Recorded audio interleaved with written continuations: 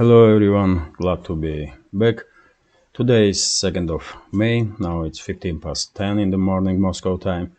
I'm Levan Gudadze and this is my first update today, in which I will share all the main news that are making headlines in Russian media outlets and Russian language pages on different internet platforms. Second update will be a little bit late in the afternoon on my Patreon page, and I will share in second update additional news about main topics that will be reported by Russian media. That being said, let's talk about news now, and I will start with 2nd of May, Odessa 2014, because this day regime in Kiev that was established after bloody coup organized by US and some other Western countries, elites of those countries. This regime in Kiev sent its militants, Nazi militants, in Odessa to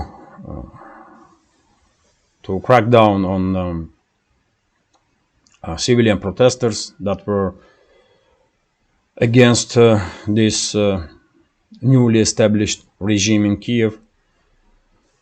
And these Nazi criminals that went to Odessa forced civilian protesters into House of Trade Union, and then they threw Molotov cocktails into this building. They did surround the building and did not let civilians to leave. And as a result, tens of civilians suffocate inside the building, and tens of civilians burn alive. And 42 people during this tragical development lost their lives. And this is the face of modern Ukraine, I will say. That's what modern Ukraine is, Nazi state that should be denazified. And we should always remember what Nazis did in Odessa in 2014. And we should always remember what these Nazi mass murderers did in Donbass since 2014 and up to 2022. And when anybody, before anybody will write a comment, why am I calling regime in Kiev Nazi, they should always remember what these Nazi mass murderers did. They should remember Odessa, they should remember Donbass, and if they still have questions, then I will answer. And by the way, anyone can make little experiment and try to find in modern Ukraine city which don't have a street or square or any building that has no name of Bandera or Shukhevich or some other Nazi mass murderers. It's gonna be a hard task, trust me. And when streets and squares are glorifying Nazi mass murderers, that's a state policy. Because some small groups of people cannot rename streets and squares. It's official decision, right? And if it's official decision, then it's official policy of the state. And current Ukraine is a Nazi state, undoubtedly, and should be denazified, 100%. Let me continue, and this is TASS News Agency's report, according to which Prigozhin did made yesterday's afternoon statement and said that PMC Wagner units did manage to move forward another 120 meters. And let me show you map. This pro-Ukrainian map will, of course, did not acknowledge any Russian success on the battlefield, but still, even here you can see that almost nothing is left under control of Zelensky's regime in this area. In reality, All they control is this small block here with a few high-rise buildings and this area with private housing. And once Russian side will establish control over these high-rise buildings, then basically Bakhmut garrison is effectively over, done. I don't know how long it will take to establish 100% control over the Bakhmut. PMC Wagner units will probably take the time to minimize casualties. But I will say battle for Bakhmut is over, and Russia gain undoubted victory in this battle. When it comes to overall situation on the front line, it's usual stuff. Kherson region, artillery duels. Zaporozhye region, artillery duels. Zelensky's regime did conduct some missile strikes in Tokmak. I will share with you some additional information in a few minutes. Donetsk direction, it's artillery duels and close range fight between the sides. Of course, Bakhmut is a hot point, and Seversk also. But overall situation is much same that it was yesterday. Seems like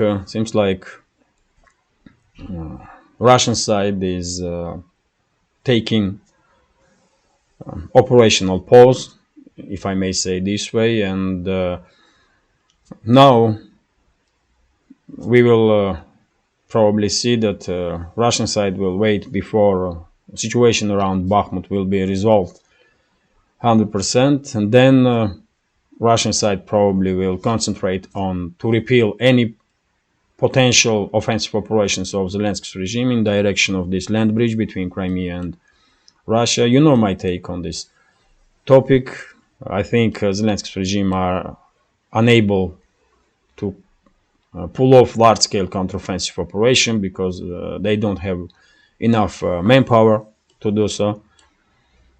But they will be able to conduct some local-scale offensive operations in Kherson region, in Zaporozhye region, but they will definitely fail. And this will be a beginning of the end of Zelensky as a president of Ukraine. If he is clever enough, he will don't miss moment when it's time to flee country, and probably he will move to Israel and he will find some safe haven there. But if he's if he will miss that opportunity, then he will be killed probably by Ukraine's military intelligence under the leadership of Budanov, because Budanov is definitely CIA asset, and he will execute any orders that he will receive. And already now Zelensky is a headache for Western elites, especially for Washington, headache that no one wants in US elites. So once this anticipated by many or announced for a while counteroffensive of Zelensky's regime will fail, then I don't think Washington will put up with Zelensky for long. If he will run from Ukraine, he may save his life. If not, then he will be eliminated by under orders of CIA and Washington by Budanov and his henchmen. That's my take on it. Let me continue. This is I did already spoke about that topic, and this is TASS news agency's report that are based on statements from military expert Andrei Marochko. He is from LPR, Lugansk People's Republic, and according to him, Zelensky's regime may begin its counteroffensive towards 9th of May to somehow spoil celebration of Victory Day for Russia. I did say in previous updates what I think about possibility that Zelensky regime will start counteroffensive on 9th of May. I don't think so. If they want to spoil celebration of Victory Day to Russia, then they have to start counteroffensive somewhere around 4, 5 of May, 6 of May, because first few days Zelensky's regime may achieve some local scale success before Russian forces will stop forward movement of Zelensky's forces, and before Ukrainian forces will run out of steam. But after a few days, Russian side will just decimate all the brigades of Ukrainian armed forces that are will try to be part of this offensive from Ukraine. So that's why I think, if they want to spoil 9th of May, then they should start counteroffensive. If they want to spoil celebration of 9th of May, Victory Day, then they have to start counteroffensive, let's say in, I don't know, at latest on 5 or 6 of May. Because as I said, they may have some local success first few days, but after that, Russian side will just decimate them. That's it. Let me continue. And this is quite interesting also. Yesterday afternoon, Zelensky's regime did try to conduct drone strike on Crimea, and the Russian air defense systems did work quite well, and they did shut down 2 Ukrainian drones. As I understand, Zelensky's regime sent only 2 drones because there are no reports about any damage or any casualties on the ground. So this is TASS News Agency's report, according to which during the Russian missile strike that took place 48 hours ago during the nighttime, Russian side did manage to destroy huge warehouses with military equipment and ammunition of Zelensky's regime in Pavlograd. And as a result, now Vladimir Rogov, official from Zaporozhye region, is saying that 3 Ukrainian brigades lost capacities, lost ability to conduct any offensive operations whatsoever. That many military weapons and ammunition was destroyed during this strike in Pavlograd. If it's true, then great. And I think Rogov probably are right, because I did share on my Telegram channel footage of explosions in Pavlograd. It's something really serious did happen there. So I was skeptical about large-scale counteroffensive of Zelensky regime anyway, but if Russian side will conduct successful strikes on ammunition depots and warehouses that Zelensky regime is hiding its military equipment, then we may not even see some local-scale offensive operations. I don't know.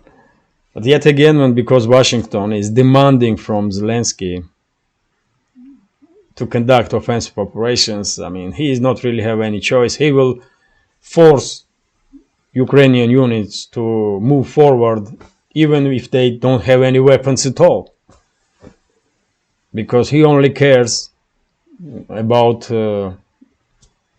Washington, to please Washington and London.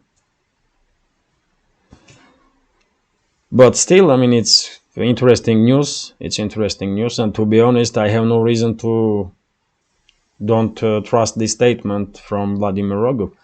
Explosions in Pavlograd so big that something extremely serious was hit during the Russian missile strike there. So this is TASS news agency's report, according to which during the previous 24 hours, Zelensky's regime 3 times conduct a missile strike on Tokmak. Let me show you Tokmak on the map. So this is Zaporozhye region, and Tokmak is somewhere here. That's it, man. This is Tokmak, right, almost exactly up front of Orekhov. And Tokmak is an important logistical hub for Russian forces, as I understand, in this area. And the Zelensky regime probably trying to distract Russian logistical routes, but yet again, I mean, they're not gonna achieve much, man. I'm absolutely sure about it. And as I said, there will be no large-scale counteroffensive operations, but from Ukrainian side. But even local-scale offensive operations, let's say from Orekhov or Gulyai-Pole or any other direction, let's say in Kherson, for example, even local-scale offensive operations from Zelensky's regime are doomed to fail. They may achieve some local-scale success for a day or 2 or 3, but then they will run out of steam. Russian side will block them and then will decimate them. That's what will happen. But Zelensky himself, I mean, he at least can say that, you know, he did try. Washington was demanding, and he will blame West probably for failure. Absolutely sure about it. He will say it was West that was demanding from him to conduct offensive operations, and even though West was well informed that Ukrainian forces are not ready, they had to conduct offensive, otherwise they will lose support and blah blah blah. And you know this, you know what will happen, isn't it? So let me continue. This is TASS news agency. No, I did already share with you this information. Let me continue. This is statements from Scholz, according to which Zelensky's regime has no right to use Western military equipment to strike Russian territory. This individual probably completely lost touch with reality, because, I mean, I cannot believe that he is so uninformed that he don't know that Zelensky's regime is already using Western military equipment to conduct strikes on Russian soil. I mean, is this individual that stupid? What is wrong with him, for God's sake, man? I mean, he's making absolutely foolish statements, and I mean, he makes some laughable stuff from himself. I mean, the embarrassment for Germany, for sure. I mean, current German government probably are most embarrassing government that Germany had since the Second World War. And I don't know, German citizens from our community, please tell me if that's not the case. It seems like these officials from current German government are having some kind of competition, which one will make a more stupid statement, because almost every day Scholz or Baerbock or some other crazy individual is coming out and saying some absolutely crazy stuff. And I mean, sometimes even Western media is critical of them sometimes, because I mean, even for them this is too much, even for them. So how are you gonna comment this? Scholz is saying that, I mean, Ukraine will not use Western weapons against Russia and should not use. I mean, they're already using it, for God's sake. What is wrong with you? But this Scholz is, I mean, this is something special, man. Something else. TASS news agency's report, according to which, and this is, by the way, once again, this information highlights that Washington truly are demanding from Zelensky's regime offensive operations because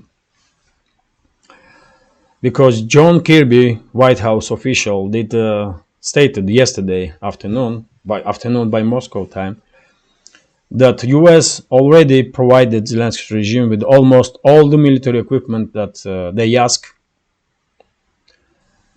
and in addition, will deliver some more weapons. And why White House official is making these kind of statements? Because, and by the way, John Kirby said that they deliver weapons, almost all weapons that Zelensky's regime asked to conduct counteroffensive. So they are talking about counteroffensive.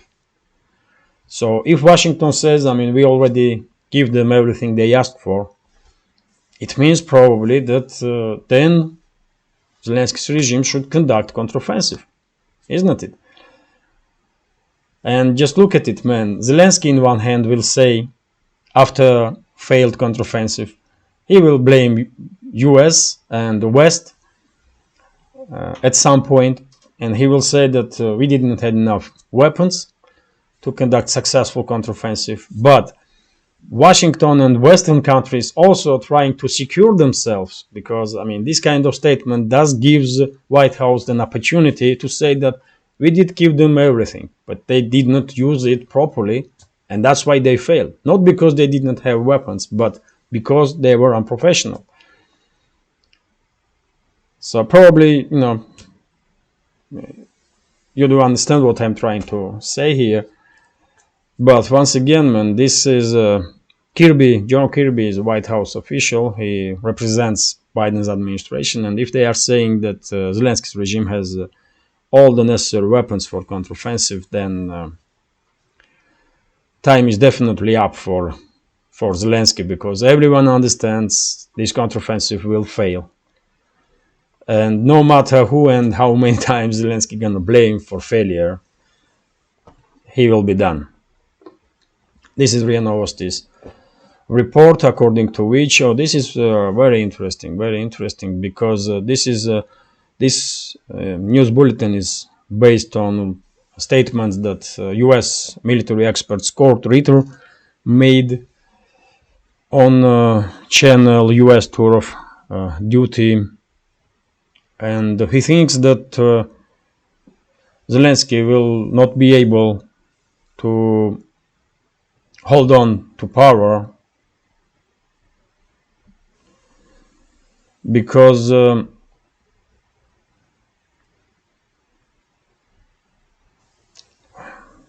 not just to hold on to power, but Scott Ritter thinks that Zelensky's unwillingness to talk to Russian side, unwillingness to talk about peace, and his attempts to hold on to power will eventually resolve in his killing, really. So he's not mentioning names or sites that will take him out, but I do, because I'm absolutely sure, let's say 99% sure, that if Zelensky will want to escape from Ukraine, and he only has one way, to Israel, because Western elites will probably don't take him in. So if he will manage to escape to Israel, he may save his life, maybe. But if not, he will be killed by Budanov, head of Ukraine's military intelligence, because Budanov is an asset of CIA, and he does whatever CIA tells him to do. Budanov is an asset of Western elites, 100%, and he will take out Zelensky with his personnel. Not he personally, or maybe he will personally kill him. Who knows, man? Budanov is a mass murderer and terrorist, so, So yes, Scott Ritter is absolutely right when he's, in my opinion, and he knows much more than I do, really. That Zelensky is risking now with his own life, and he probably understands that. Probably. And by the way, when it comes to Scott Ritter itself, he's gonna be in Russia in coming days, as I understand. And if I will try to find out if he will have an open mic. I mean, meeting with ordinary citizens. And if he does, I will try to be there, and maybe and I will ask for interview for sure. I don't know if he will have time to give me interview, but if yes, then it will be great honor and great opportunity, of course, to me to speak to him and listen his opinion about some interesting topics. So let's see. And this is, by the way, also interesting news. This news comes from Georgia, because yesterday one of the leaders of ruling party in Georgia, Kaha Kaladze, you may be familiar with this person, because in past he was a famous Georgian football player. He was playing for Milan, and but he is now one of the leaders of ruling party in Georgia, and the mayor of Tbilisi, capital of Georgia. And he made statement yesterday during his talks with journalists about relationship between Georgia and the European Union. He was asked why Georgia didn't receive together with Ukraine and Moldova invitation kind of to EU, and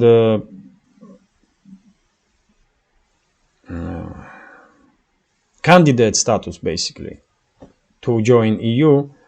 And he said that Georgia didn't receive this candidate status to join EU because Western elites were demanding from Georgia to impose some sanctions on Russia, and Georgian government refused to do so. And some forces in the West wanted to use Georgia as a second front and distraction for, he didn't mention Russia, but we all understand against which country West wanted and wants to use Georgia as a second front. It's Russia. And basically EU, this colony of Anglo-Saxon elites, that's what EU really is, isn't it? Colony of Anglo-Saxon elites. So basically that's why this colony did not issue this candidate status to Georgia, because Washington is not happy with current Georgian government. They even did try to do some to prepare ground for regime change during previous attempts to destabilize country and Washington did use its assets for this, and they have quite a lot of people, agents in Georgia. Almost entire opposition leadership is CIA assets, and directly or indirectly are controlled by CIA and US embassy, let me say this way. But what I want to say with this information, just to highlight current situation of EU itself, how we see it, and how even Georgians see it. So EU did not give Georgia candidate status just because current Georgian government say no to destroy its own country. That's what EU is, man, really. And they will sacrifice, they wanted to sacrifice Georgia, and they will sacrifice any European countryman, any member of EU also, these Brussels bureaucrats, man, those mass murderers and terrorists. That's what they really are, because they are supporting Zelensky's regime, Zelensky's Nazi regime. So they are guilty, as guilty as Zelensky's regime is. So all those, Borrells, Morels, and some other animals, they all are mass murderers and terrorists. And they wanted to destroy Georgia, and they failed, at least for this moment. And they were pushing Georgia towards escalation with Russia under orders of the Anglo-Saxon masters in Washington and London, right?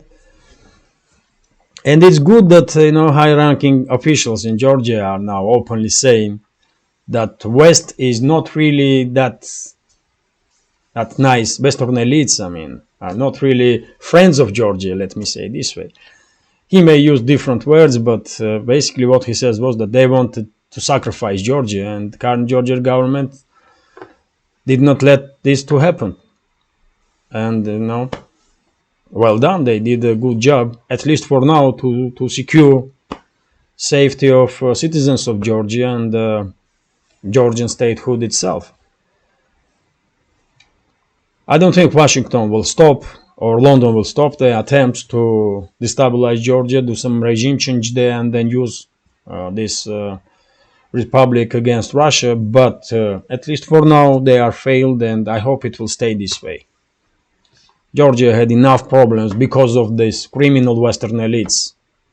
Georgia already had enough problems in previous decades. So I believe best Georgian government can do is to stay away from Western elites as much as possible, and stay away with any trouble with Russia. And they are doing good job, for sure. And this is going to be last news for today's update. RT is reporting that EU's largest economy can't do without China. This was said not by RT itself, but this was said by CEO of Mercedes-Benz. And according to this article, Germany's economy is so much dependent on China that if German government will try to decouple economies of Germany and China, it will devastate Germany. It will be devastation for Germany's industry, really. But yet again, we all do understand this. We don't need the CEO of Mercedes-Benz to say so. We all do understand this, but current German government probably don't really care, man.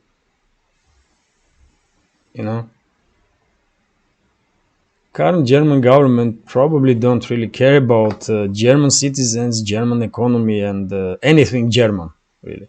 They are puppets of Washington and London, and they will do whatever they are told to do by the masters. And that's it. That's unfortunate true for Germany and for almost all European countries. There's only few that are trying to stay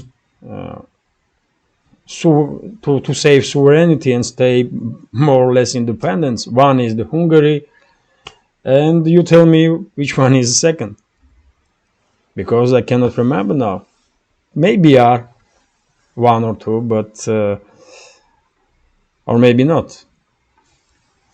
So this is it for now. I hope you will find this video interesting, and if so, please hit that like button, leave some commentary about any topic you like, and if you can, please share links to my videos or my channel with your friends on Facebook, Twitter, Telegram, or any other platform that you are active on. It will greatly increase my chances to reach wider audience, and if you think this channel is interesting, has some potential, and deserves to exist, please consider to support with small donations through PayPal, or buy me a coffee, or by subscribing to my Patreon page. You will see links under this video in the description box. This is it for now. Have a nice day and take care.